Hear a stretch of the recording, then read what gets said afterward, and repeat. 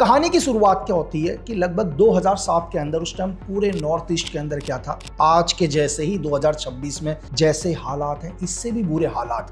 क्योंकि उस टाइम क्या है, पूरी दुनिया के अंदर नॉर्थ ईस्ट को लेके एक अलग ही पॉइंट ऑफ व्यू था। वो क्या था कि जो आज गोल्डन ट्रायंगल बनता है, मतलब म्यांमार, लॉस या थाईलैंड, आपको पता है दुनिया का सबसे बड़ा ड्रग यहीं से सप्लाई होता है। शायद आज पाब्लो एस्कोबार जिंदा होता ना यार, तो वो भी शर्मा जाता। कहते हैं कि दुनिया के अंदर पाब्लो एस्कोबार से बड़ा ड्रग कैडर कोई नहीं था, लेकिन इससे भी ज्यादा अगर आज आप वर्ल्ड का रिकॉर्ड देखो तो एक गोल्डन ट्रायंगल दुनिया के अंदर सबसे ज्यादा ड्रग देता है। तो हम आते हैं कहानी के 2007 में। 2007 में क्या होता है, कर्नल सोबराज जो एक MI इंटेलिजेंस के लिए काम करते थे, यानी कि मिलिट्री इंटेलिजेंस के लिए, उनके सामने बहुत सारी तस्वीरें होती हैं और वो बहुत टेंशन में थे यार। आज क्यों टेंशन में थे? क्योंकि मणिपुर के अंदर लगातार हिंसाएं हो रही थी, लगातार ऑपरेशन चल रहे थे, अम्बुश हो रहे थे, फौज के ऊपर लगातार हमले किए जा रहे थे और फौज भी ऑपरेशन कर रही थी। लेकिन कर्नल सोबराज का सिर्फ एक ही काम था, नॉर्थ ईस्ट के मणिपुर को पीस करना, मतलब यहां से टेररिज्म बिल्कुल खत्म करना या यहां से इंसर्जेंटों को बिल्कुल खत्म करना। तो वो वेट कर रहे थे अपने सबसे अच्छे एक एजेंट की। तो तभी एक एजेंट उनके रूम के अंदर आता है जिसका कोड नेम था लीमा। Bring in Lima.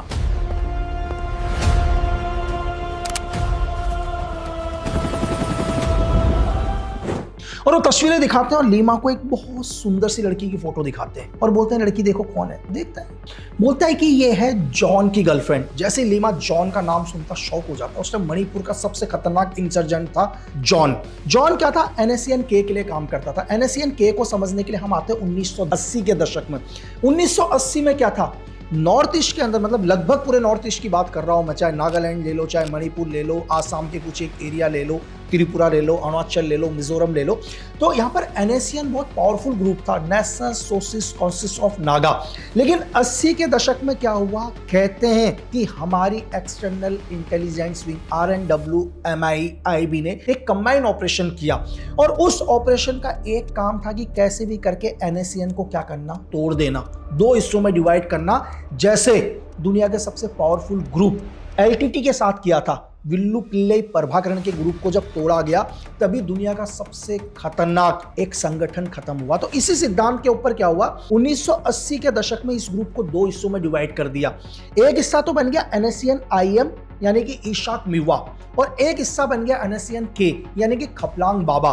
तो दो हिस्सों में डिवाइड हो गए, लेकिन NSCN-K क्या था, वो इतना पावरफुल नहीं था जितना पावरफुल IM था। इसलिए NSCN-K को म्यांमार भागना पड़ा। ये वही म्यांमार जहां पर आज दुनिया भर के इंसर्जेंट कैंप चल रहे हैं। तो ये शुरुआत आज से नहीं थी, ये 1980 या उससे पहले से शुरुआत थी। तो फिर कहानी के ऊपर जैसे उस लड़की की तस्वीर देखता है और उसको समझ में आ जाता है कि ये जॉन की गर्लफ्रेंड। आप यहीं से समझ गए होंगे कि जॉन कितना खतरनाक एक इंसर्जेंट था। लेकिन जॉन के बारे में कहते हैं कि जॉन को उसके साथी भी नहीं देखते थे, मतलब वो इतना सेफ रहता था कि उसके खुद के कैडर को भी नहीं पता होता था कि जॉन आज कहां पर है, आज वो कहां रहेगा, कल वो कौन सा ऑपरेशन करने वाला है। जॉन की प्लानिंग सिर्फ जॉन ही जानता था। लेकिन इंटेलिजेंस को पता चल गया था कि जॉन अगर सबसे ज्यादा किसी के ऊपर ट्रस्ट करता है तो किसके ऊपर, इसी गर्लफ्रेंड के ऊपर, और इसका नाम था ईबे महल। बहुत अजीब सा नाम है ना। तो उसकी गर्लफ्रेंड लगभग 22 साल की एक लड़की। अब यहाँ पर क्या होता है, लीमा को एक काम दिया जाता है कि तुम कैसे भी करके क्या करोगे, जॉन की गर्लफ्रेंड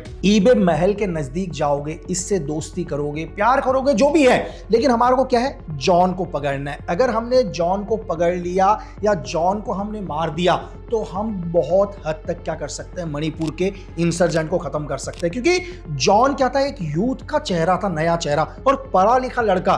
तो टेररिज्म ग्रुप या इंसर्जेंट ग्रुप ने भी तरीका चेंज कर दिया था। अब वो क्या करते थे, अपने लीडर को एक पढ़ा लिखा लड़का बनाते थे, लड़का चुनते थे जो उनका लीडर हो। क्यों? ताकि वो आम लोगों को अपने इंसर्जेंट ग्रुप के अंदर क्या कर सके, रिक्रूट कर सके। लोग किसके ऊपर भरोसा करते हैं, जो दुनिया के अंदर पढ़ा लिखा होता है, ज्ञान की बातें करता है, जिसको दुनिया की सारी नॉलेज होती है, तभी तो आप भी उसी के ऊपर ट्रस्ट करते हैं। तो यही तरीका किसने कर लिया था, NSCN-K और NSCN-IM ने कर दिया था। तो NSCN-K का सबसे इंपॉर्टेंट या एरिया कमांडर कहें वो था जॉन। लेकिन अब इतना आसान नहीं था जितना आसान नजर आ रहा है कि यार एक बहुत बड़े इंसर्जेंट की गर्लफ्रेंड के नजदीक चले जाओ, दोस्ती कर लो। तो ये काम जितना सुनने में इजी लग रहा है, करने में उतना ही मुश्किल था। लेकिन अब जॉन की गर्लफ्रेंड के नजदीक कैसे पहुंचे?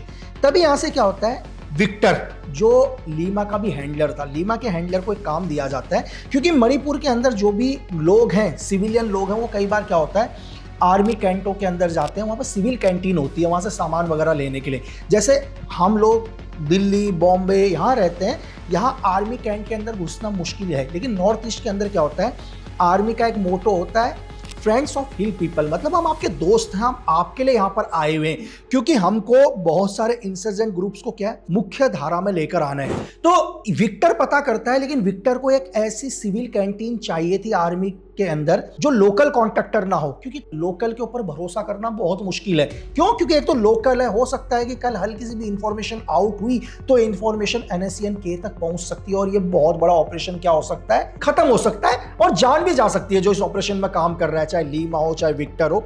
लेकिन विक्टर कुछ ही दिन में पता लगा लेता है कि मणिपुर में एक जगह है काकचिंग, उस काकचिंग के अंदर एक इंडियन आर्मी का कैंप है। सिक्योरिटी रीजन उसका नाम नहीं बता पाऊंगा, तो उसके अंदर एक कैंटीन है, और इस कैंटीन का जो ठेकेदार है उसका नाम है देवीलाल, और ये राजस्थान का रहने वाला है, जोधपुर का रहने वाला। अब यहीं से लीमा को पहला काम मिलता है कि जोधपुर जाओ, और देवीलाल का बच्चा जो क्रिकेट खेलने का बहुत शौकीन है, ठीक है, तो आप एक काम करो, उसके बच्चे के साथ दोस्ती करो।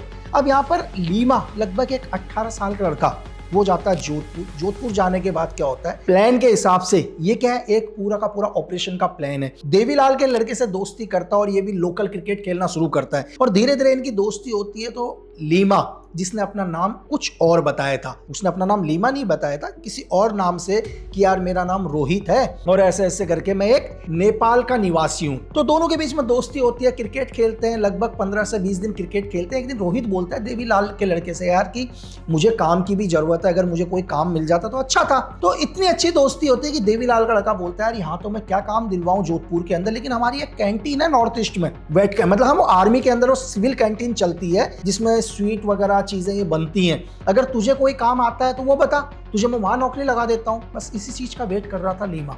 लीमा बोलता बिल्कुल यार, मुझे जलेबी बनानी ये चीजें आती है, क्योंकि उसको पहले ही ट्रेन किया गया था जलेबी वगैरह बनाने में। क्योंकि नॉर्थ ईस्ट के लोग क्या होता है, स्वीट बहुत खाते हैं, मणिपुर के लोग, उनको मिठाइयाँ बहुत पसंद है। लेकिन मिठाइयाँ ये नहीं जैसे हम लोग खाते हैं, अलग अलग चॉकलेट, बर्फी, बहुत सारी चीजें। वहां के अगर आप देखोगे तो लोग बहुत नॉर्मल है। तो लोग क्या करते हैं, उनको जलेबी बहुत पसंद है, तो उसके लिए पहले से क्या किया था, लीमा को ट्रेन किया था। अब वो बोलता मुझे जलेबी बनानी आती है, तो देवीलाल का लड़का बोलता और क्या चाहिए यार, बिल्कुल